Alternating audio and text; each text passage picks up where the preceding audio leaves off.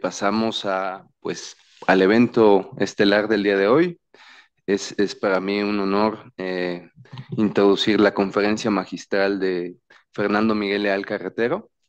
Él nos hablará de su charla para una teoría del texto argumentativo.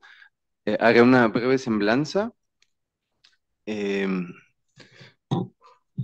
el doctor obtuvo este grado en la Universidad de Colonia, en Alemania, en 1983. Ha sido profesor e investigador de la Universidad de Guadalajara, México, desde ese año. Fue coordinador de investigación sobre la argumentación en contextos académicos del International Learned Institute for Argumentation Studies, con sede en la Universidad de Jiangsu, China. Miembro del Sistema Nacional de Investigadores, nivel 3. Desde 1990 pertenece a este sistema. Es miembro del comité editorial de la revista Argumentation, perdón, de la serie Argumentation Library de Springer, así como de las revistas Argumentation, Cuadripartita Ratio y Espiral. Es autor de más de 150 artículos en revistas o capítulos de libros y autor, coautor o coordinador de 20 libros. Sus dos campos principales de estudio son la teoría de la argumentación y la metodología de la investigación. Sus libros más recientes como autor son De la felicidad y otras cuestiones públicas del 2019, De la metodología de la argumentación en ciencias sociales del 2021, How Philosophers Argue, an Adversarial Collaborative Study of the Russell, no disculpa, Copleston Debate del año pasado, sobre el cual charlaron esta mañana, y más recientemente, Argumentative Style, a Dialectical Study of Functional Variety in Argumentative Discourse, del 2022, en colaboración con Frans van Emeren, Bart Garsen, Sara Greco, Ton van Haften, Nanon Labrie y Peng Wu. Y bueno, sin más preámbulo, le cedo la palabra.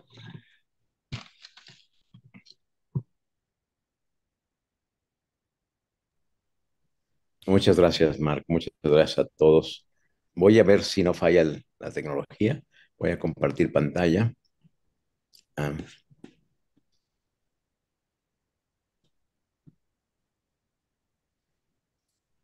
Ah, ¿Pueden ustedes ver esto? Sí, Sí, Fernando, si puedes poner la presentación, el icono abajo. Sí, lo que quiero también es deshacerme de las imágenes. Aparecen arriba de la foto, Ah, ah, ya, hay que seleccionar la línea, sí. sí. Muy bien.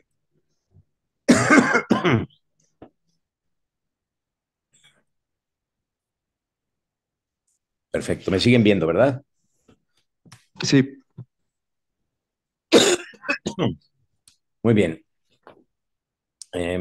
Lo que quiero hacer se puede ordenar de esta manera. Primero voy a exponer la teoría del texto argumentativo de la que voy a hablar. Segundo, voy a mostrar o decir algunas cosas acerca de cómo se puede aplicar esta teoría a textos argumentativos concretos. Luego daré un ejemplo de texto analizado según esta teoría. Y luego, si me queda tiempo, plantearé varias cuestiones que se desprenden o se asocian a lo dicho aquí. Entonces, comienzo con la teoría.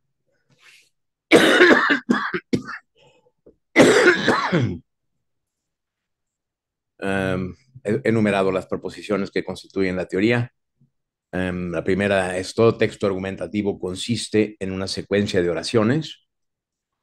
Dos, todo texto argumentativo comienza con una oración.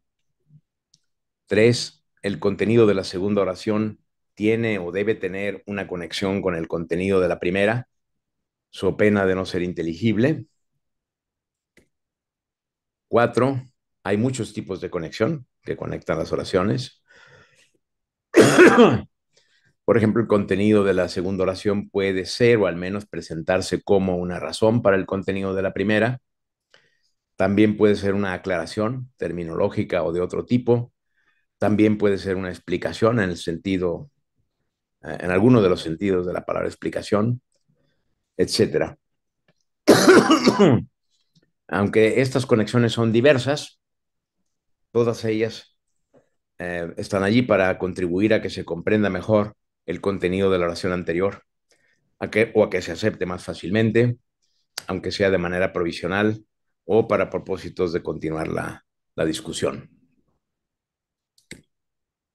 5. Lo que vale de la segunda oración del texto respecto de la primera, vale también de la tercera respecto de la segunda, y así sucesivamente hasta llegar a la última oración del texto.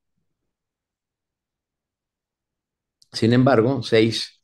De tanto en tanto, el contenido de una oración que siga a otra no tiene una conexión con el contenido de esta, sino en todo caso con el contenido de todo un grupo de oraciones precedentes. De hecho, la conexión puede ser entre el contenido de un grupo de oraciones completo que termina con con una oración y el de un grupo de oraciones que comienza con la otra. Y así sucesivamente en una jerarquía compleja análoga a los árboles sintácticos en lingüística. Eh, Pongo aquí unos símbolos para aquellos de ustedes que les gusten los símbolos. Si representamos oración con S, entonces tenemos en el primer renglón, tendríamos, por ejemplo, una sucesión del tipo S1, seguida de S2, seguida de S3, seguida de S4, seguida de S5, etcétera. Ese arco que pongo entre S1 y S2 eh, representa en principio simplemente la secuencia, pero también podríamos pensar que ese arco eh, es una especie de dummy para la conexión que hay entre S2 y S1. Lo mismo para la conexión entre S3 y S2, etc. El segundo renglón lo que muestra es el caso en que una oración eh, que represento ahí como I más 2 se relaciona con todo un conjunto de oraciones cuyas dos últimas son SI y SI más 1. Y finalmente el último renglón representa el caso en que sean dos grupos de oraciones, dos secuencias de oraciones las que están conectadas entre sí. Y la proposición número 7, en la medida en que todas esas conexiones existan y sean claras, el texto argumentativo será coherente.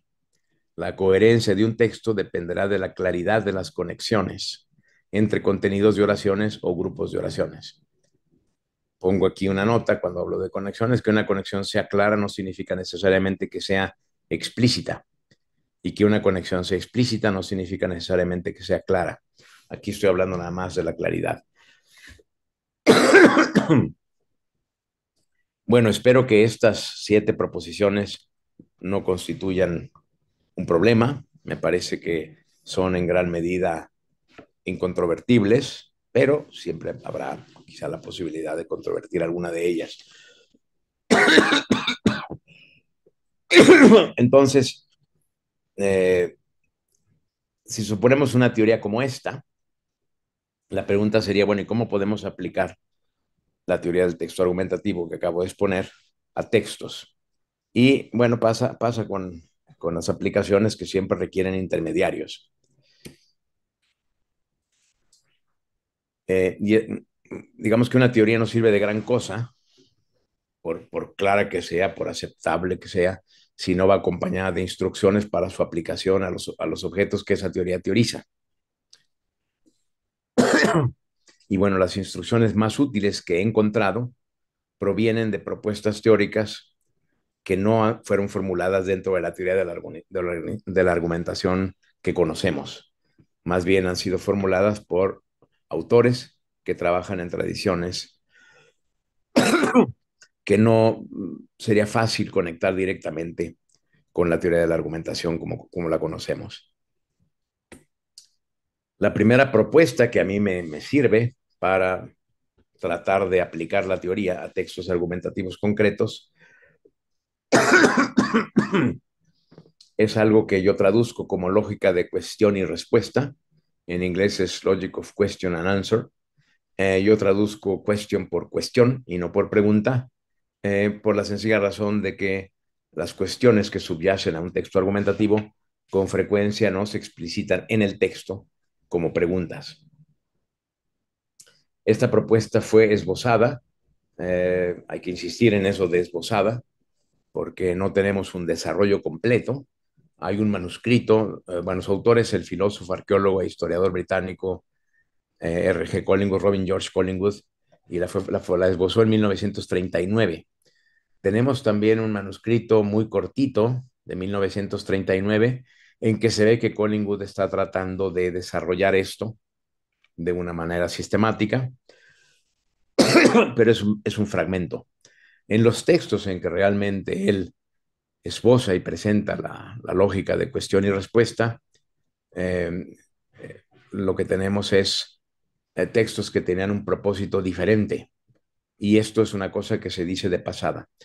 Eh, uno de los textos es su autobiografía, un texto escrito bajo la amenaza de muerte porque había tenido un accidente cerebrovascular que en cualquier momento lo mataría y en efecto lo mató en 1943. Y entonces en 1939 Collingwood se decide a escribir la historia de su pensamiento en forma de autobiografía, y su propósito es hablar, por un lado, de su formación, pero por otro lado, de lo que ha hecho y sobre todo lo que piensa, lo que quisiera hacer si tiene suficiente vida para hacerlo.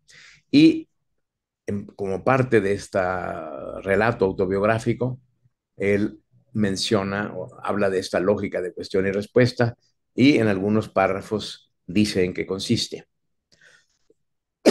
No voy a entrar en todos los detalles, entro en los detalles en un artículo que se publicará, espero, el año que entra en Cambridge University Press,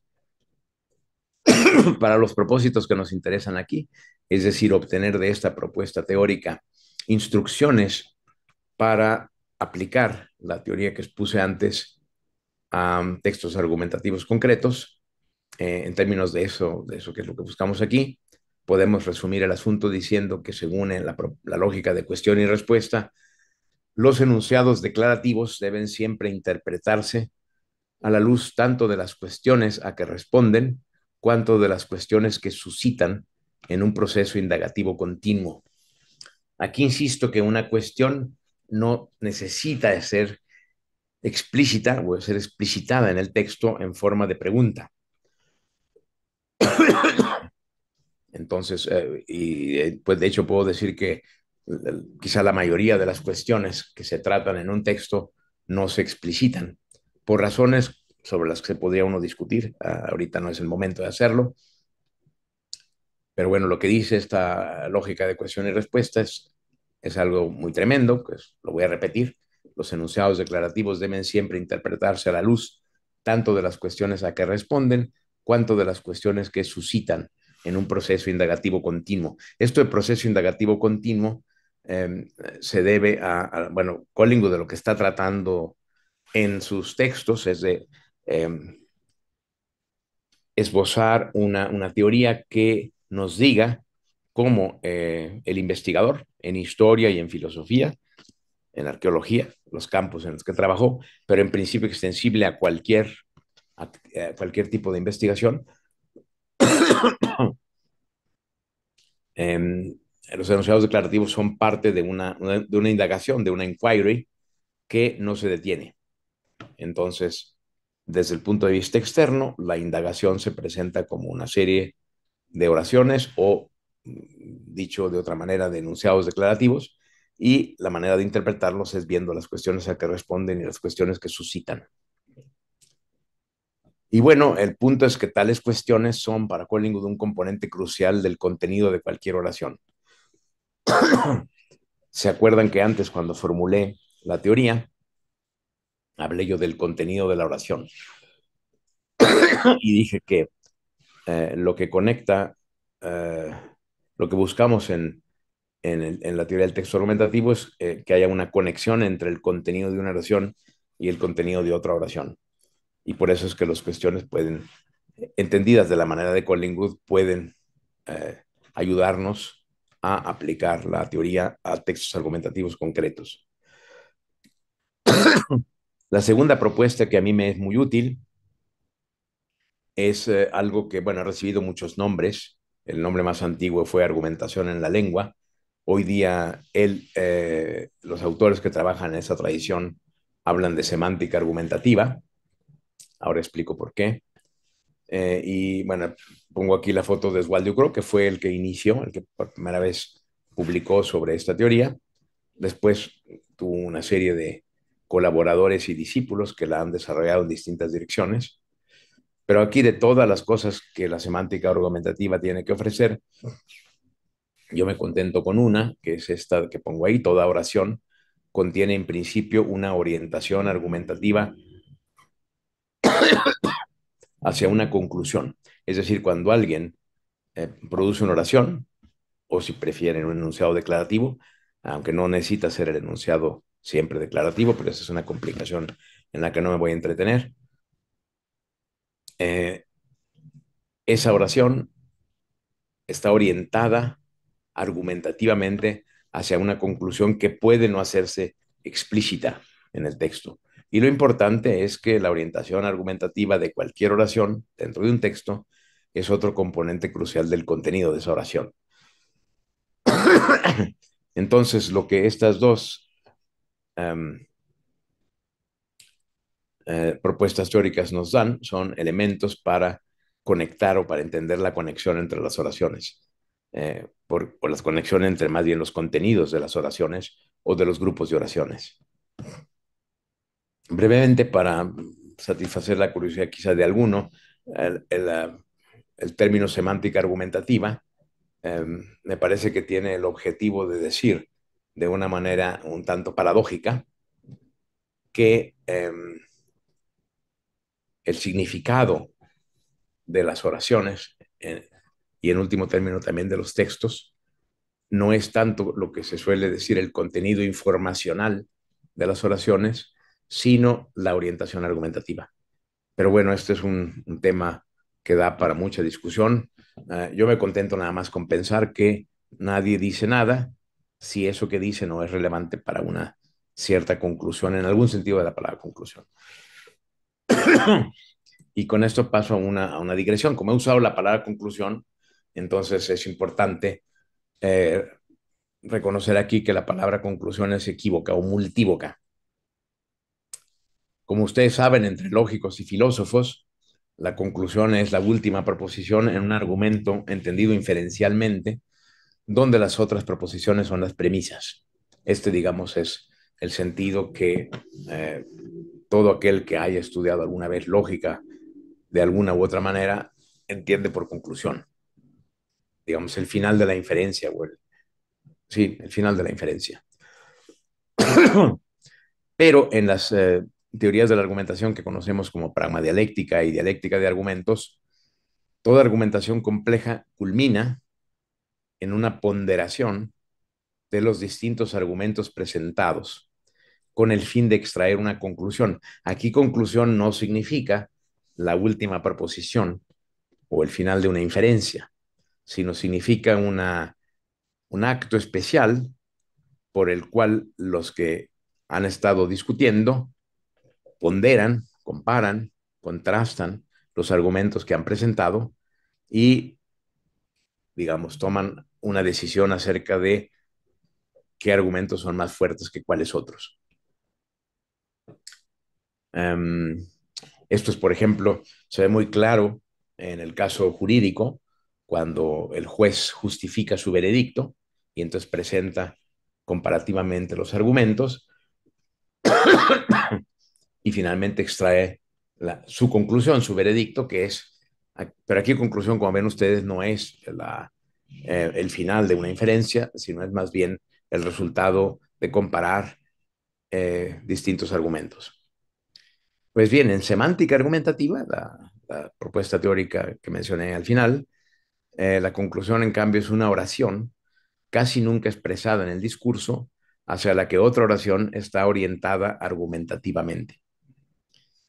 Bueno, en vista que la palabra conclusión tiene todos estos sentidos, si reservamos la palabra conclusión para la última proposición de una secuencia inferencial, entonces podríamos con los pragmadialécticos llamar etapa conclusiva a lo que ocurre cuando se ponderan distintos argumentos y se extrae una decisión. Y podemos, en el caso de la semántica argumentativa, también hablar de ratiocinatum o ratiocinatum. ¿eh? Es decir, aquello que se seguiría si uno quisiera hacer explícita la oración hacia la que va orientada, hacia la que está orientada argumentativamente la oración en cuestión. Si quisiéramos poner un esquema, si piensan ustedes en una conexión entre una oración y una oración y más uno, entonces podríamos pensar que la oración y está orientada argumentativamente hacia el ratiocinatum y responde a la pregunta QI y es suscitada por la pregunta I menos uno. Esto es lo que trata de expresar esta imagen. Y podríamos pensar que la cuestión I, que es respondida por la oración SI, a su vez suscita, perdón, disculpen, aquí leí mal mi propia diagrama. Más bien, SI responde a QI menos uno, suscita QI y QI es a su vez respondida por SI más uno. Bueno, no es más que un intento de diagrama. No estoy todavía seguro de cuál sea la mejor manera de diagramar esto, pero lo que quiero con esto es que vean ustedes que lo que está en azul es lo que vemos en el texto, una secuencia de oraciones. Pero lo que está ocurriendo en el texto es esta continua conexión con cuestiones y con lo que los semánticos argumentativos llaman conclusiones, en el sentido de que están orientadas hacia una conclusión. Bueno, todo esto es muy abstracto, eh, pero antes de pasar a ilustrar esto, eh, obviamente hay una complicación teórica aquí. Por ejemplo, podemos distinguir entre las cuestiones para el autor y las cuestiones para el lector. Puede ocurrir perfectamente que el autor eh, esté escribiendo una oración que es la respuesta para él a una cuestión que en su caso es importante y que el lector no entienda o no capture que esa es la cuestión que le interesa al autor, la confunda con otra cuestión, porque para él, como lector, la cuestión importante es otra. Esto complica bastante las cosas. No voy a entrar todavía en nada de esto, eh, pero sí es importante que reconozcamos la diferencia entre las cuestiones que son importantes para el autor del texto argumentativo y las que pueden ser importantes para el lector. Y así como las cuestiones se diferencian entre cuestiones para el autor y cuestiones para el lector, así también las orientaciones argumentativas pueden diferenciarse en orientaciones para el autor y para el lector. Es decir, el autor cuando escribe una oración puede estar pensando que de ahí se desprende algo, mientras que el lector no ve esa conexión. Y bueno, una de las cosas que complica esto es que entre autor y lector, entre el autor de un texto argumentativo y el lector de un texto argumentativo, hay siempre una mayor o menor distancia dialéctica. Eso lo pongo en negritas porque es un término más o menos técnico que introduje en un artículo, en que se trataba de qué pasa cuando dos personas participan en una discusión y una de ellas sabe más del tema que otra. Esto lo representé en ese artículo mediante este diagrama. Si suponemos que la coordenada de las X es la cantidad de conocimiento requerido para participar en una discusión, y suponemos que hay dos puntos A y D. El A es donde hay muy poco conocimiento del tema, y en D es digamos, la cantidad ideal para discutir el tema. Podemos tener dos posiciones, B y C, en el que B sabe, no está, digamos, en el extremo de no saber nada del tema, pero lo que sabe del tema es menos que lo que sabe C. Y igualmente la posición C es alguien que no tiene el conocimiento de fondo ideal, pero ciertamente sabe más que B. Esta es una situación que puede ocurrir, por ejemplo, entre maestros y alumnos o entre un experto y un lego. Eh, y en el caso de la lectura, creo que esto se aplica también. Puede ocurrir que yo lea un texto que no entiendo bien porque no sé lo suficiente, y entonces hay una distancia dialéctica entre el autor y yo. El autor sabe ciertas cosas que yo no sé, etcétera. Obviamente puede ser al revés. Si, por ejemplo, ustedes son tutores o supervisores de un alumno, puede ocurrir que ustedes sepan más del tema que el alumno. Entonces, ustedes son lectores que ven quizá en el texto del alumno más cosas que las que el propio alumno ve. Bueno, esta es la complicación teórica y la expreso nada más para indicar que soy consciente de ella y de desarrollarse más la teoría del texto argumentativo tendría que decir algo sobre esto. Y sin más, ya paso ahora sí al ejemplo para ilustrar esto, porque todo lo que he dicho hasta ahora es muy abstracto y es necesario aterrizarlo en un ejemplo. El ejemplo que he elegido está tomado de un libro reciente que se llama La ligereza del ser, aunque aquí hay una broma, una, una, un juego de palabras con la palabra inglesa lightness, que significa normalmente ligereza, pero que, dado que él va a hablar de la luz, puede significar también luminosidad. Entonces, la ligereza, luminosidad del ser.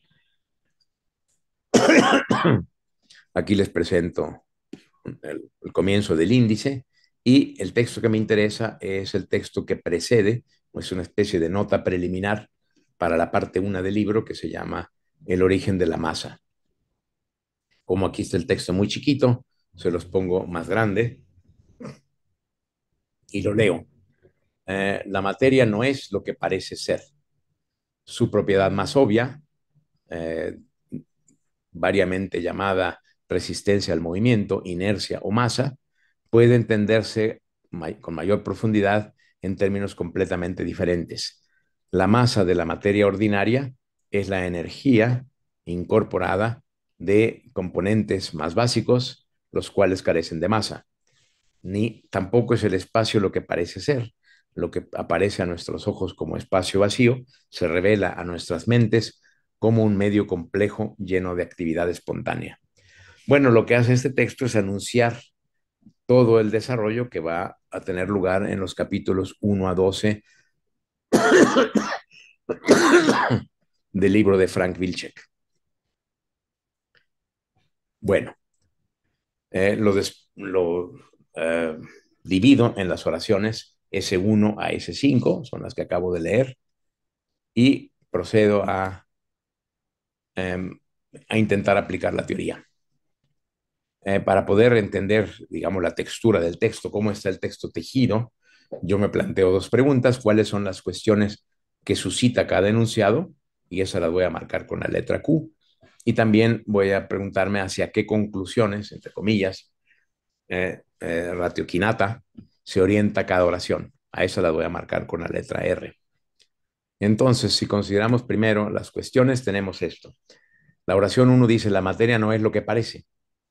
Y entonces, eh, digamos, para facilitar un poco esto, lo que hago es pensar en una especie de diálogo con el lector. Eh, el lector preguntaría: ¿por qué dices eso? Si la materia no es lo que parece, ¿qué es entonces la materia? ¿Y qué es lo que tenemos en la oración 2? Pues una respuesta a esa pregunta. Dice: su propiedad más obvia, eso que llamamos resistencia al movimiento, inercia o masa, puede entenderse con mayor profundidad en términos completamente diferentes. Y entonces vemos que eso suscita la pregunta. Y para hacerlo esto más dinámico, otra vez me imagino que el lector es el que le dice al autor: me estás diciendo lo que la materia no es. Me estás diciendo que no es esa cosa que se resiste a que se la mueva.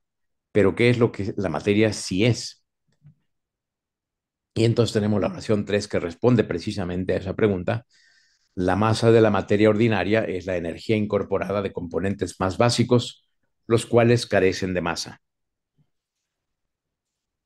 Entonces tenemos otra vez al lector diciendo, muy bien, la materia no es masa en el sentido de siempre, el que tenemos como el ordinario, sino que es energía. Y no nada más es energía, sino es energía de algo que no tiene masa.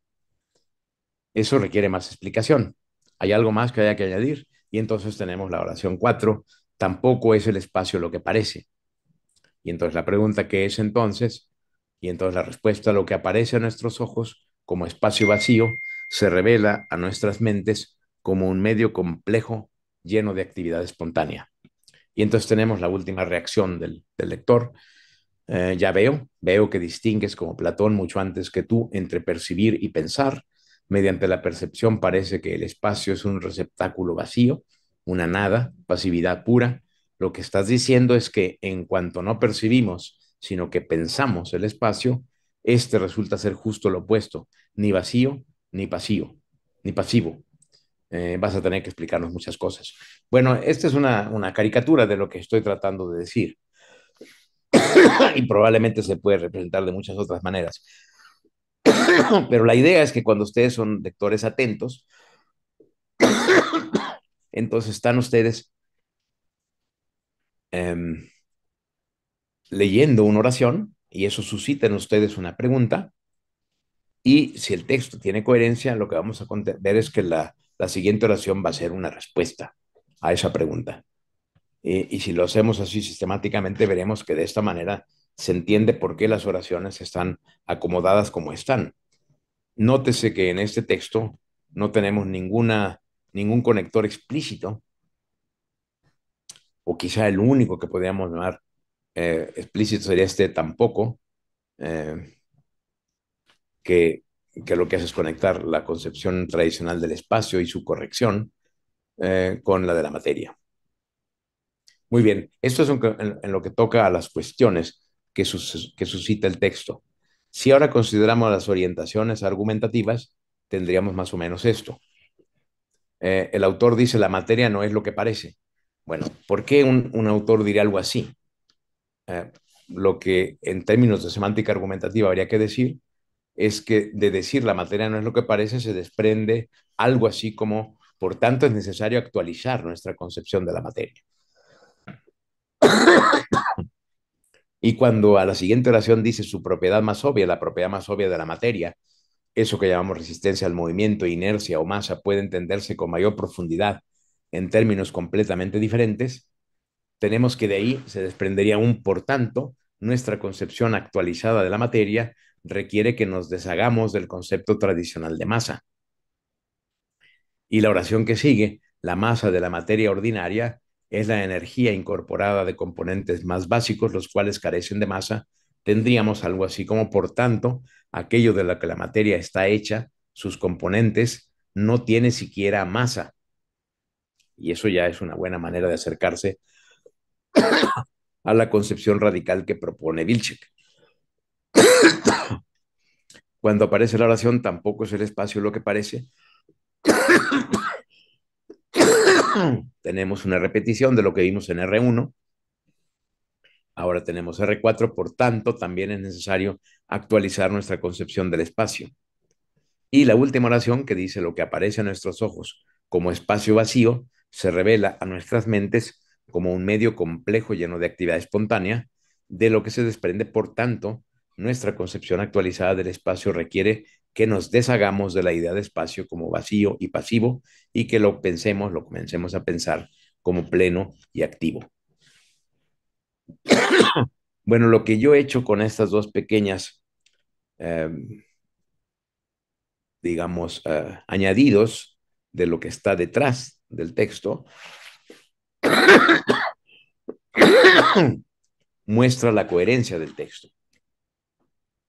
Y esto es lo que me parece que una teoría del texto argumentativo debe hacer. Debe mostrarnos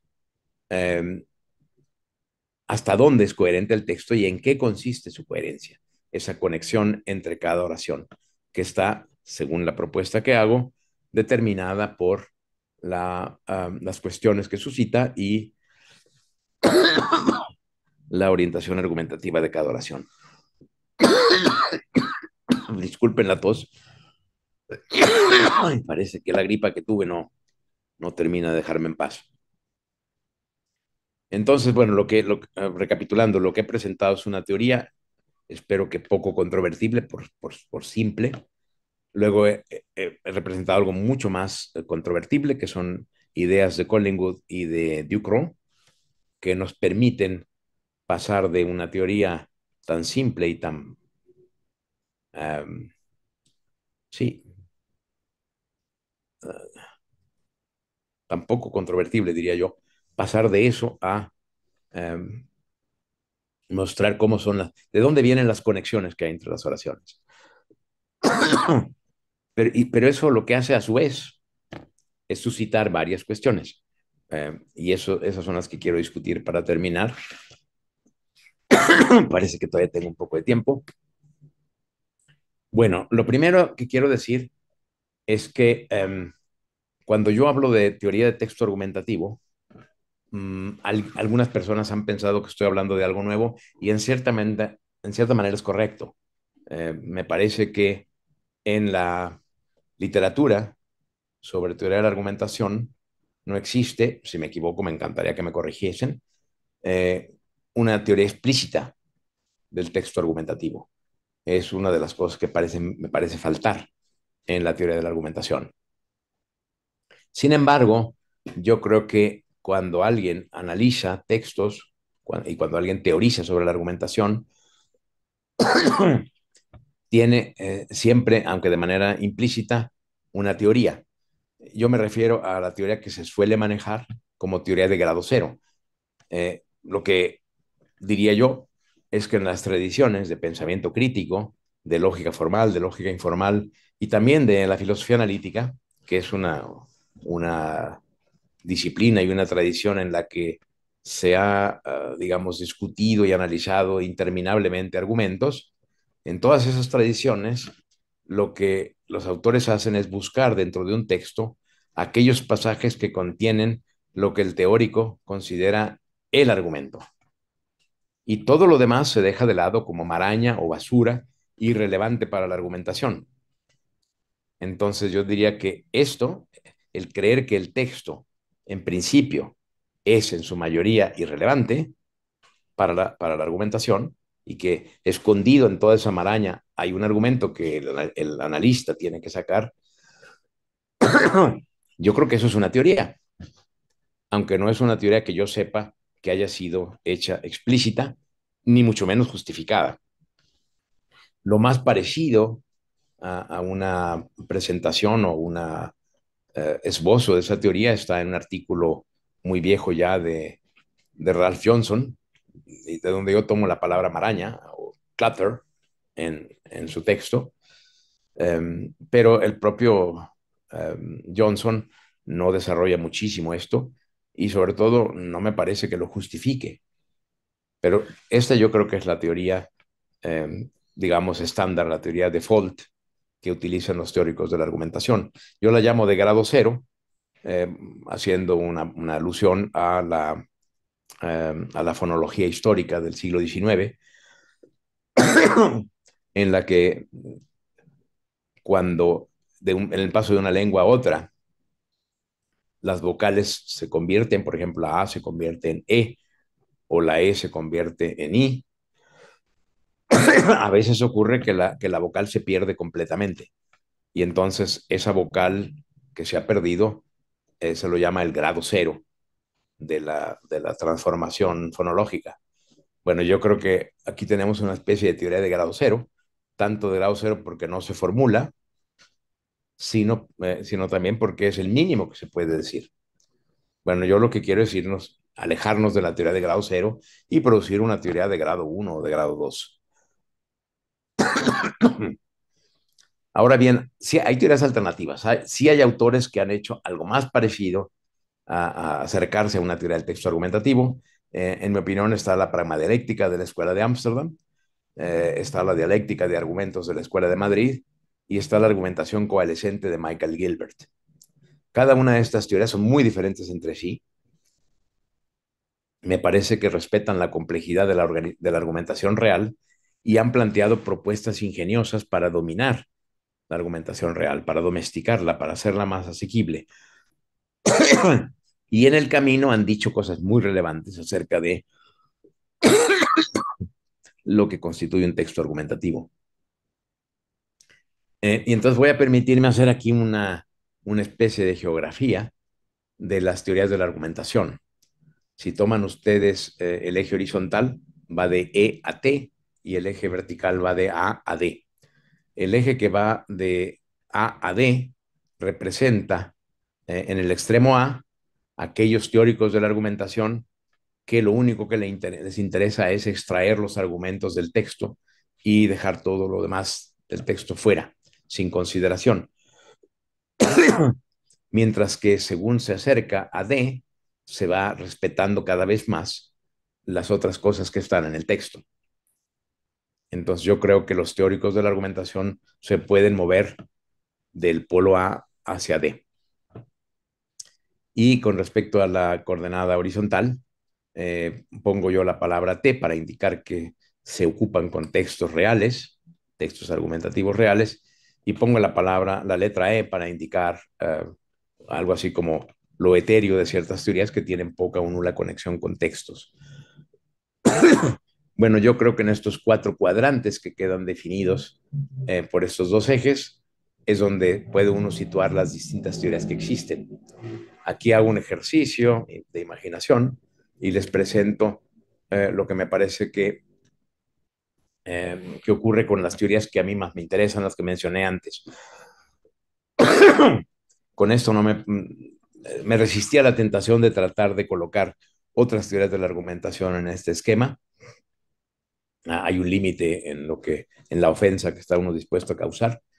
Eh, pero bueno, lo que muestra este pequeño diagrama es, por ejemplo, Michael Gilbert está del lado izquierdo de, en el eje de ET. ¿Por qué? Porque Michael Gilbert, eh, si bien está cerca o más cerca que otros de D, es decir, de la consideración de la discusión como tal, del evento comunicativo completo, también es cierto que los ejemplos que maneja son todos o casi todos imaginarios, inventados por él.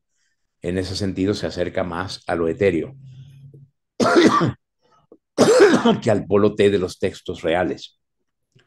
Y lo que encuentro yo en la pragmadialéctica y la dialéctica de argumentos es que se han ido desplazando. En el caso de la dialéctica de argumentos, cuando hizo su primera aparición en el mundo con el libro Es lógica de Hubert Marot, estaba todavía bastante más cerca de los argumentos que de la discusión, pero se ha ido moviendo cada vez más en la dirección de la discusión, incluyendo cada vez más elementos del discurso. Y la pragmadialéctica también, yo podría decir que durante mucho tiempo siempre estuvo cerca de la discusión, digamos, su caballo de batalla siempre ha sido el modelo de discusión crítica, por lo tanto, el objeto teórico es la discusión, pero digamos que durante mucho tiempo utilizaba relativamente pocos textos.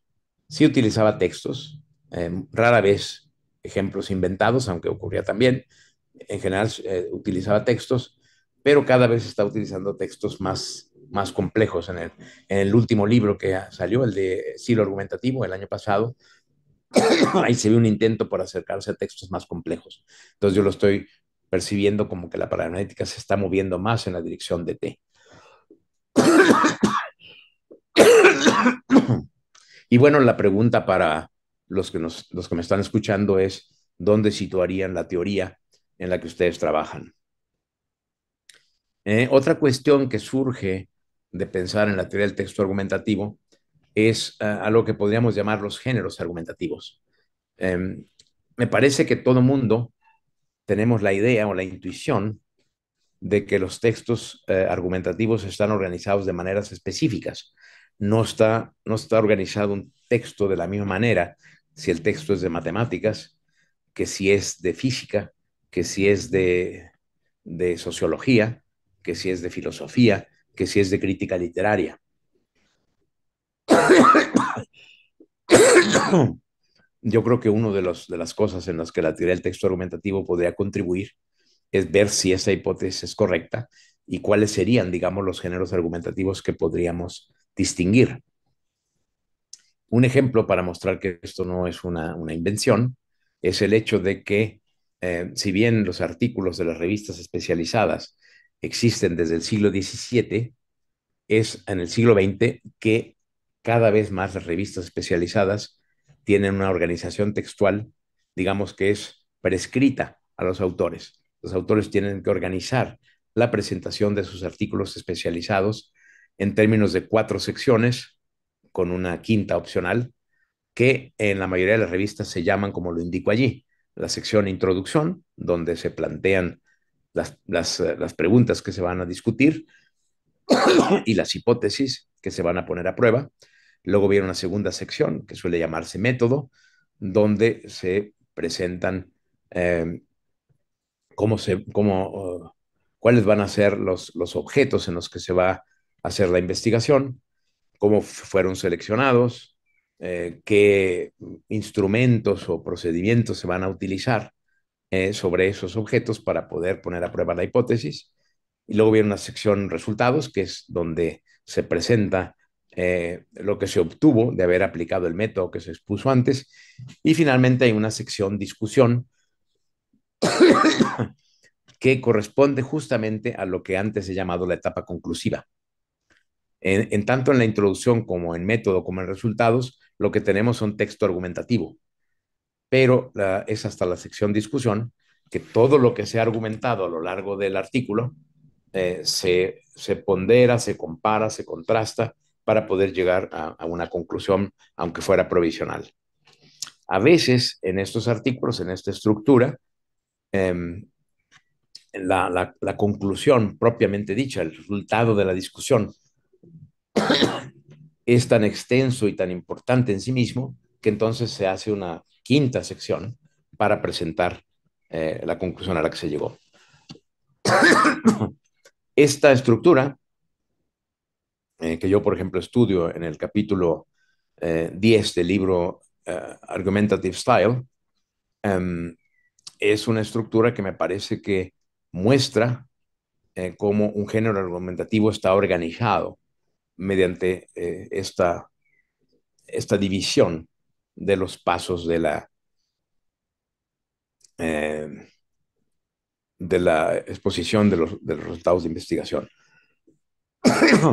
Y creo reconocer que algo semejante a esta estructura aparece en otros textos académicos, pero de una manera que está bastante más desdibujada.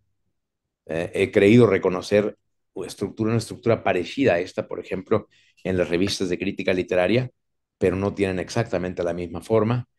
En lingüística, también, aunque en lingüística no utilizamos esa división en partes.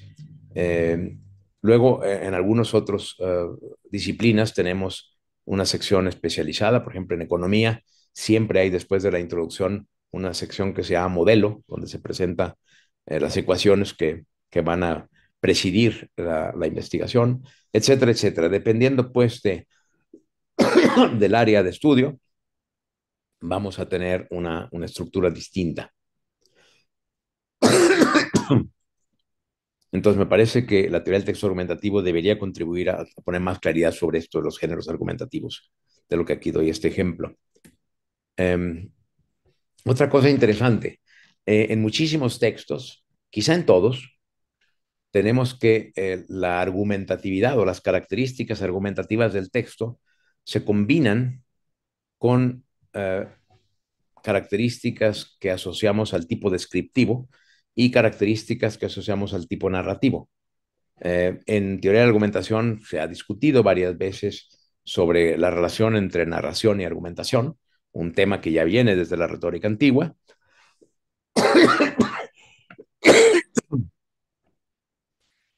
Y entonces, al hablar así, se entiende pues que en los textos argumentativos a menudo se combina el tipo argumentativo con el tipo narrativo y yo creo que también con el tipo descriptivo. Entonces, bueno, un tema a estudiar para la teoría del texto argumentativo es la forma en que estos dos tipos se combinan con el tipo argumentativo o incluso llegan a reemplazarlos. Esta es otra cuestión que surge.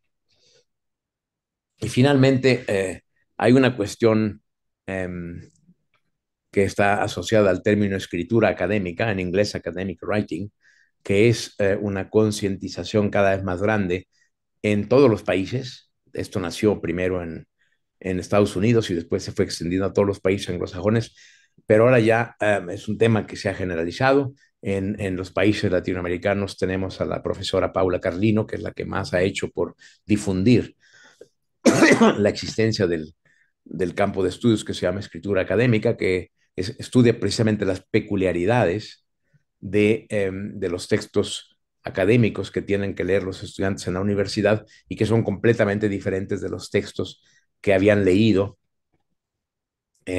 hasta entonces, hasta la prepa. Y eso produce un montón de problemas porque los estudiantes tienen grandes dificultades para entender la escritura académica, los textos que se leen en la universidad, y todavía peores dificultades en escribirlos ellos mismos. Como este es un problema que me preocupa mucho, comencé a tratar de decir algo sobre él y escribí hace poco un capitulillo sobre la gramática de la argumentación, destinada a tratar de esclarecer cuándo una oración es clara, cuál es el prototipo de oración clara y cómo se desvía las oraciones que aparecen en los textos académicos, cómo se desvían de la oración clara. Pero uno de los problemas que dejo planteados en ese artículo es cómo podemos lograr en un texto académico una nueva claridad que ya no sea la claridad de las oraciones prototípicamente claras. Es decir, donde las desviaciones de esas oraciones claras están justificadas y producen un nuevo nivel de comprensión eh, que hay que entender. Bueno, yo creo que la teoría que esbocé aquí, que ilustré con un ejemplo, es el primer paso hacia una solución de cómo es posible tener textos académicos claros, aunque no sean claros en el sentido prototípico de la narrativa, digamos, de todos los días. Me parece que con esto es todo lo que tengo que decir. Gracias. Muchas gracias, Fernando. Eh, Mira, yo tengo la sospecha de que hay muchísimas inquietudes y preguntas, pero también estoy consciente de que ya hemos solicitado mucho de ti esta mañana y esta tarde, y además, pues me da la impresión de que, pues quizá en este momento no te sientes muy bien. Yo más bien quisiera sugerir que tomemos tu conferencia como una invitación para conocer tu trabajo, el ya publicado y el que está en marcha. Y te agradezco muchísimo que te hayas tomado el tiempo y el esfuerzo de preparar esta charla para nosotros. Espero no me tomes a mal que no habrá aquí un espacio de preguntas y respuestas. Ya, no, bueno, tú eres el maestro de ceremonias, tú dictas las reglas. Bueno, entonces supongo que tiránicamente, lo siento, no habrá Q&A para esta sección, y más bien voy a clausurar este evento. Eh, Quisiera decir algo breve antes de terminar. De entrada quiero agradecer a la doctora Violeta Réchiga y a las autoridades de nuestra sede por hacer posible este evento en un espacio tan bien equipado y tan amigable en términos de clima con respecto al exterior. Agradezco también a Mireya, Adra, Karina y a todas las personas de la Coordinación de Apoyo a la Docencia, que han estado siempre atentas ante cualquier eventualidad.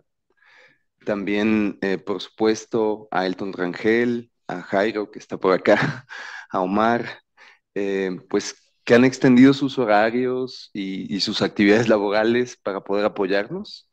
Y bueno, aprovecho este momento para hacer un pequeño gesto con mi sincera apreciación y gratitud.